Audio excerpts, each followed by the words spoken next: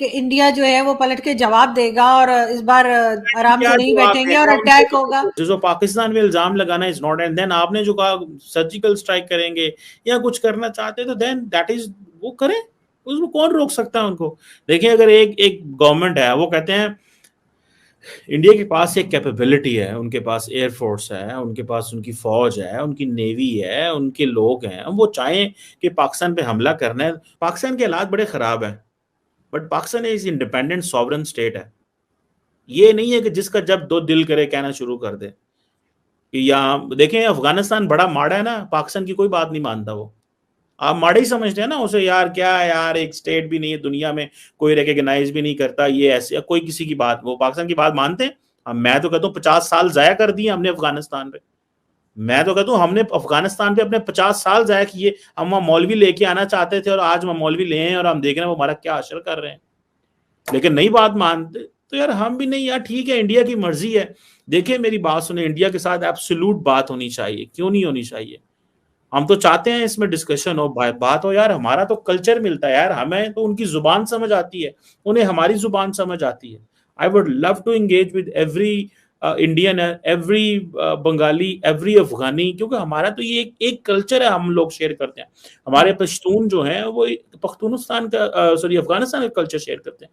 हम पंजाबी हैं, हम इंडिया के बहुत सारे हिस्से का, and then people from Sindh share the culture, जो इंडिया के उधर से हैं, राजस्थान के उस सारे एरिया से हैं।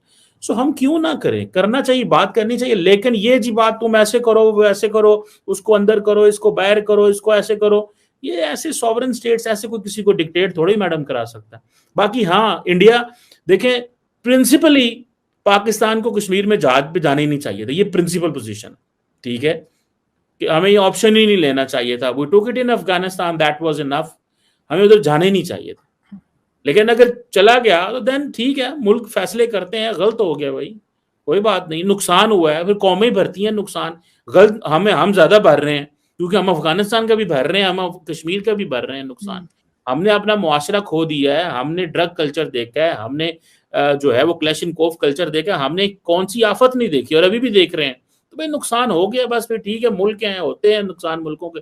लेकिन अगर वो जी हमने उसको खुश करना है, वो ऐसे खुश होगा, हम जो है टांग पे टांग रख के ऐसे बैठेंगे तो फला बंदा खुश होगा ना, ऐसे याद करेंगे तो ये बंदा खुश होगा, ऐसे थोड़ा ही होता है। तो लेकिन ठीक है, सर हमने जो भी भुगता, सर हमने जो भी भुगता उसमें हमारी अपनी गलती थी ना, हमने ही मैं तो तो ये कह रहा सारे हूँ, जिहादी मैंने तो पहले पाले। कह दिया है मैडम, मैंने तो पहले ही कह दिया है कि हमारी गलती है, नहीं कश्मीर में जहाज कर लॉन्च करना चाहिए, नहीं अफगानिस्तान में जहाज जाना चाहिए।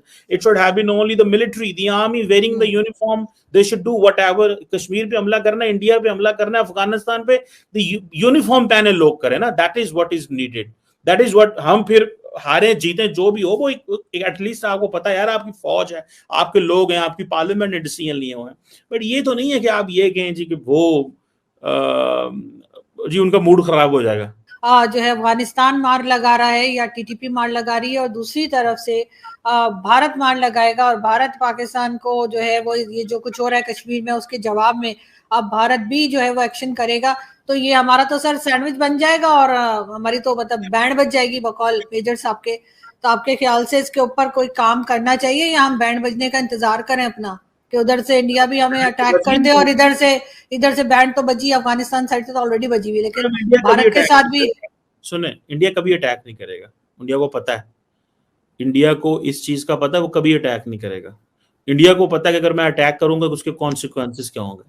India is a nation state, they are a sovereign independent state, and there उनकी एक मिलिट्री है जो उनको पाकिस्तान की मिलिट्री के बारे बताती है कि उस मिलिट्री की क्या कैपेबिलिटी है, वो लड़ सकती है नहीं लड़ सकती, उसके पास कौन से जहाज हैं, उसके पास कौन सी गन्स हैं, उनके पास कौन से टैंक्स हैं, उनके उनकी उनकी कौम की पोजीशन क्या है, अवाम की इधर खड़ी हुई है, नेशन क्या होती है। व्हेन इंडिया एंड पाकिस्तान की जंग होती है तो then what the people think on both sides, Indian अवाम क्या सोचती है, इंडियन मिलिट्री या इंडिया कभी ऐसा काम नहीं करेगा, करेगा तो उसके कॉन्सिक्वेंसेज है। But on side of Afghanistan, वहां पे आपको देखिए, आपको एक इर्रेगुलर फोर्स जिसे आप सब क्रिटिकल वॉरफेयर कहते हैं, वो आपको उसका सामना है। The TTP is an enemy, Afghan state आप पे हमला नहीं कर रही, they are harbouring terrorist militants in the shape of TTP, और वो लगी हुई है। सो इंडिया अगर करेगा तो इंडिया को तो सेकंड्स में कॉन्सिक्वेंसेस बर्दाश्त करने पड़ेंगे, सेकंड्स में।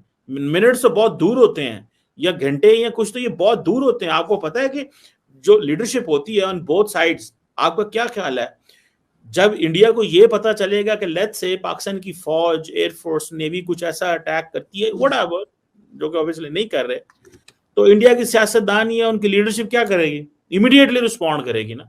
So is the case in Pakistan. आप क्या समझते हैं इंडिया कुछ करेगा? कभी भी नहीं। वो तो सिर्फ परसेप्शन की वॉर लड़ रहे हैं ना। वो देखें मोदी साहब ने 2019 में क्या किया था, उन्होंने कहा जी 2 गोले मार देने होते, 2 होते बस, ठीक है, जंगलिज्म शुरू हो गई, मीडिया ये वो लटरम पटरम, and they were very successful even at that time. आपको पता है मैडम, उस वक्त भी इंडियन बड़ा कामयाब रहा था, बिकॉज इंटरनेशनल कम्युनिटी का silence was a problem. India का जो अटैक है उसका प्रॉब्लम नहीं हुआ था, the attack of the international community is a challenge for Pakistan.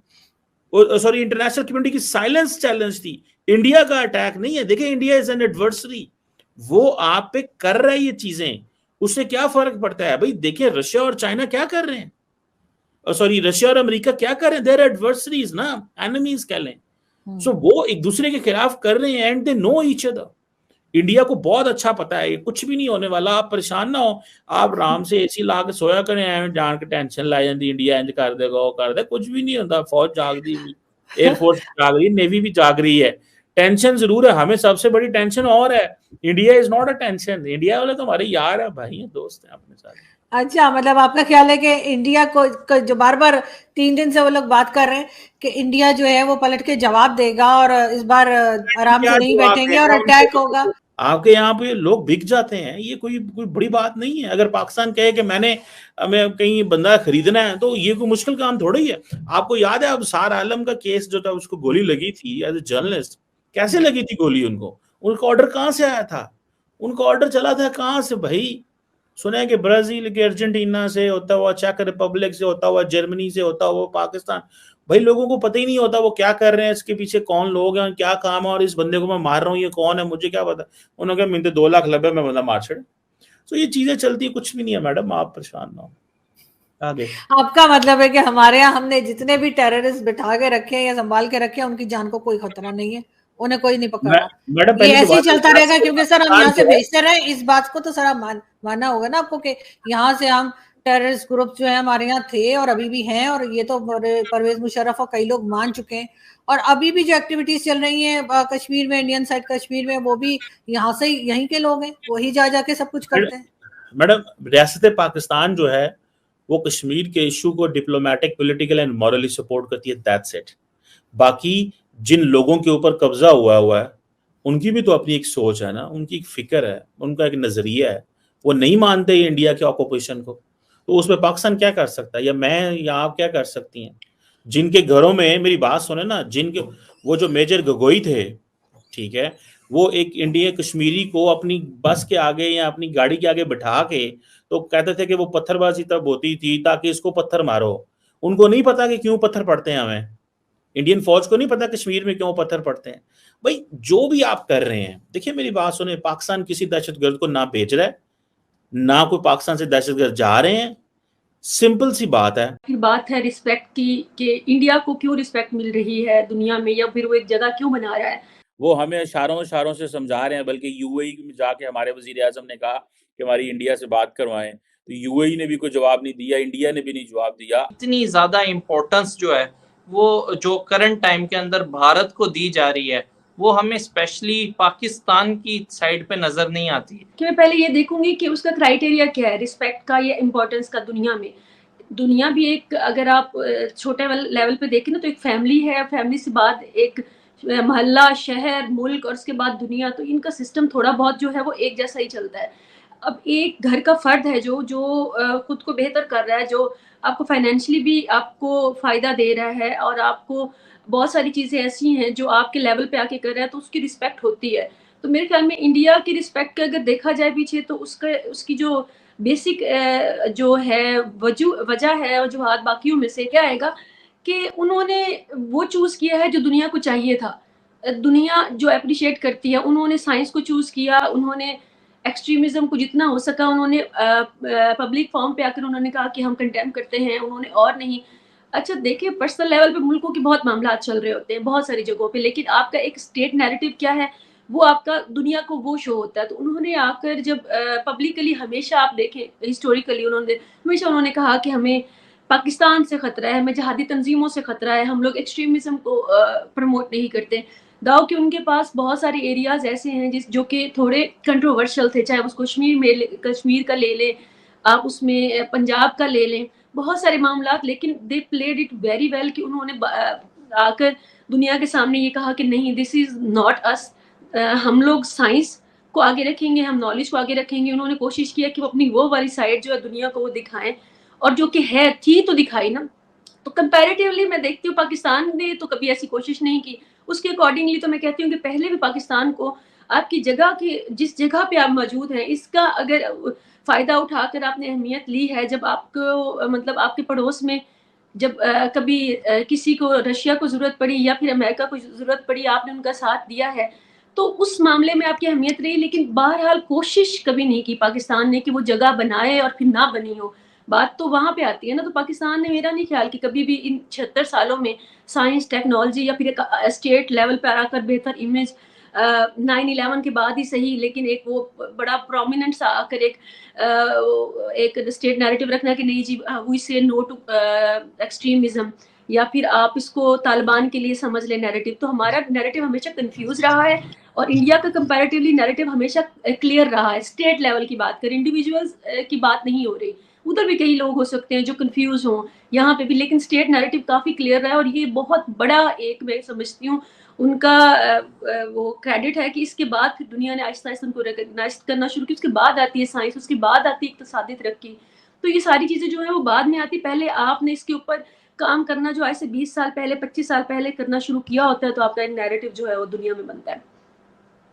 तो हमारा, मुझे एक बात बताएं, अभी आईफोन 15 जो है वो लॉन्च हुआ है, उसके अंदर बेसिकली जो उन्होंने जीपीएस सिस्टम इस्तेमाल किया है, वो भी भारत का नेविक सिस्टम जो है वो इस्तेमाल किया गया है। एक तो वो मेड इन इंडिया प्रोग्राम के तहत बना है। पूरी दुनिया में जो एक मैसेज गया है वो ये गया है कि अब चाइना में मैन्युफैक्चरिंग नहीं हो रही, अब कौन सी कंट्री मैन्युफैक्चरिंग करेगा आईफोन को, भारत करेगा। आप कोई भी शोबा उठा के देख लें, आप छोटे से छोटी चीज की भी अगर बात करते हैं, तो भारत का अब बड़ा स्ट्रॉन्ग नैरेटिव है, और अब से नहीं काफी टाइम से ये है कि अब हम भारत के अंदर ही बनाएंगे उसको। मेड इन इंडिया प्रोग्राम के तहत हम जो मैन्युफैक्चरिंग करेंगे वो ही अपने मुल्क के अंदर होगी। कोई बाहर का इन्वेस्टर भी आना चाह रहा है तो वो आके यहाँ पर ही उसको मैन्युफैक्चर करे, ना कि असेंबल करे। और इस चीज का हमने रिजल्ट यही देखा कि पूरी दुनिया में उस चीज को तस्लीम भी किया गया है, और पूरी दुनिया उस चीज को अप्रिशिएट भी करती है भारत की। आपको लगता है कि यही चंद वो मोटी वजूहात हैं कि जो अपनी मदद आपके तहत करते हैं, फिर दुनिया भी उनकी रिस्पेक्ट करती है? हमारा वो स्टांस रहा नहीं स्टार्ट से, हमने कभी सोचा ही नहीं कि मैन्युफैक्चरिंग अपनी कंट्री में भी की जाए, अपनी कंट्री के अंदर बढ़ाई जाए। इसमें लगता है कि भारत हमसे काफी सबकत ले गया।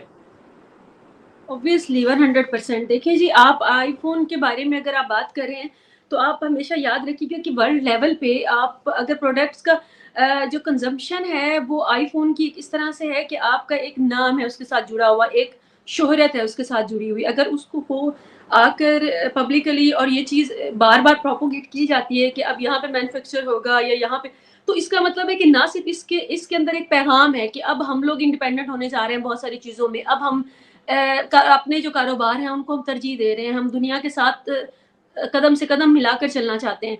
और इसके लिए आपको थोड़ी बहुत नहीं बल्कि काफ़ी सालों की मेहनत चाहिए होती है। आप एप्पल के लिए या फिर किसी भी और कंपनी के लिए अपना फेस देने के लिए आपको बहुत मेहनत करनी पड़ती है। उन्होंने वो मेहनत की है तो ये क्रेडिट जाता है। उसके अलावा लेकिन मैन्युफैक्चरिंग में अगर आप देख लें तो इंडिया में बहुत सारी चीज़ें ऐसी भी जो कि अब कह रहे हैं चाइना से मुकाबला, मैं इसको थोड़ा सा डिफरेंटली देखती हूँ। मेरे ख्याल में चाइना बहुत ज़्यादा चीज़ों को अगर आप देख लें तो इंडिया में भी आप देख लें, आपके ज़रूरत की अगर ज़्यादा 50% चीज़ें अगर आप इंडिया से ले रहे हैं और आपकी मेड इन चाइना है, तो फिर इसका मतलब है कि आपको बहुत सारी और जगहों पे भी काम करने की ज़रूरत है। Apple is a good face के आप मार्केटिंग के लिए, लेकिन मेरे ख्याल में इससे मज़ीद आगे 2 कदम चलते हुए इंडिया को बहुत सारी चीज़ों में इंडिपेंडेंट होने की ज़रूरत है, बहुत सारी चीज़ों को खुद मैन्युफैक्चर करने की ज़रूरत है, इसके ऊपर तवज्जो देने की ज़रूरत है। लेकिन अगर आप आईफोन का कहें तो मेरे ख्याल में एक स्ट्रैटेजिकली एक अच्छा तरीका है दुनिया के सामने अपना ये वाला फेस लाने के लिए कि आप हम पे ट्रस्ट कर सकते हैं। इसका सबसे बड़ा ये एक साइकोलॉजिकल फैक्टर है कि आप एक बहुत बड़ी कंपनी को आप अपने लोगों के साथ इस तरह से आप उनको इंटरमिंगल करें और उनको अपना नाम दें, अपना चेहरा दें, तो दुनिया में एक बहुत वाइटल किस्म का पैगाम जाता है कि we are open now and we are going to work on this. लेकिन अगर इसके तनाजुर में अगर आप पाकिस्तान को देखें तो मैं नहीं समझती कि एप्पल तो is a very big name. Pakistan की तरजीहात जो हैं वो कभी भी ये नहीं रही कारोबार की, आप जानते हैं हमारी जो तरजीहात है वो जो रही हैं उसमें हमने बड़ा नाम कमाया है। और यूँ बदनाम ना होंगे तो क्या नाम ना होगा, उसमें हमने जो हमारी स्टेट चाहती थी या जो हम उन्होंने चाहा जिंदगी में या इस 76 सालों में, वो मेरे ख्याल में बड़े सक्सेसफुली उन्होंने पाया है। ये प्रायोरिटीज में कभी था नहीं कि हम कभी जिंदगी में एप्पल या फिर कोई भी इंटरनेशनल कंपनी या फिर कोई कारोबार या फिर हमको एक चेहरा जो पाकिस्तान का एक सॉफ्ट फेस होता है ना, कि आप इसको मीडिया के जरिए, आप इंटरटेनमेंट के जरिए, अब बहुत सारे तरीके होते हैं, आप इसको इंट्रोड्यूस करवाते हैं दुनिया से, क्योंकि दुनिया बदल गई हुई है ना। आज से 50 साल पहले की दुनिया और थी, आज की दुनिया और है। आज आपको अपने आप को पोर्ट्रे करना पड़ता है एक तरह से दुनिया के सामने, अपना सॉफ्ट इमेज आप अपने फनकारों के जरिए करते हैं, आप अपने कल्चर के जरिए करते हैं, आप अपनी सियाहत के जरिए करते हैं, आप अपने छोटे कारोबार हो या बड़े कारोबार, वो एक बड़े लेवल पे आगे तो कारोबार के जरिए इन्वॉल्व करके करते हैं। G20 की एक एग्जाम्पल है इंडिया की, और एप्पल का वहाँ पे मैन्युफैक्चर होना एक बड़ी एग्जाम्पल है वहाँ की। चांद पे उनका लैंड करना, आपको लगता है कि जो दुनिया में सबसे साइंटिफिकली बड़ा काम यही है कि चांद पे आपने लैंड किया? नहीं, मेरा नहीं ख्याल। दुनिया में साइंस ने बहुत काम किया और अभी भी साइंस बहुत काम कर रही है और उसमें इंडिया कहीं भी नहीं है, दूर दूर तक नहीं है। अगर आप उसको मेडिसिन के लेवल पे देखें, साइंस के लेवल पे देखें, रिबोटिक में देखें, बहुत सारी चीज़ों में, लेकिन उन्होंने चूज वो क्यों, लेकिन वो जो कर रहे हैं वो भी बहुत प्रोमिनेंट है। लेकिन उससे ये है कि एक वर्ल्ड वाइड आपका एक इमेज चला जाता है कि अगर आप चांद पे गए हैं तो this is a very positive. I mean to say कि मैं ये कनेक्ट इसलिए कर रही हूँ कि they are playing very intelligently. अगर वो लोग लेट शामिल हुए ना इस दौड़ में, दुनिया की इस दौड़ में तरक्की की, तो उन्होंने बड़े इंटेलिजेंटली खेला है और उन्होंने उस देर से शामिल होने वाली दौड़ में भी अपनी स्पीड बड़ी तेज रखी है और वहां पे उन्होंने वो रखी है स्पीड जहां पे उनको रखनी चाहिए थे। And must credit goes to their leadership कि उन्होंने फिर दुनिया के सामने अपना इमेज बेहतर बनाना, मल्टी कल्चरल शो करना खुद को, और वो है भी बहुत सारे रंग, और आप उसके साथ फनकारों के जरिए आप सॉफ्ट इमेज अपना करते हैं। साइंस में आप वो चीज़ें करते हैं जिसमें आपका दुनिया में एक किस्म का आपका चेहरा जो है वो बिल्कुल सामने, ये इंडिया इज डूइंग दिस। तो वो स्मार्ट खेल रहे हैं, बहुत अच्छा खेल रहे हैं, और I wish them best of luck कि वो ऐसे ही करते रहें। और I am very much amazed और आई मस्ट अप्रिशिएट कि जिस तरह से, और ये मैंने सारे इनको क्रिटिकली एनालाइज करके मैं बात कर रही हूँ कि ये जो सारे ये जो मैंने आपको माइलस्टोन बताए हैं ना, कि चांद पे जाना, एप्पल, G20, ये सारी जो एक आप क्रिकेट के जरिए, आप फनकार के जरिए, अब ये बड़ी खूबसूरत चीजें और बड़ी क्रेडिट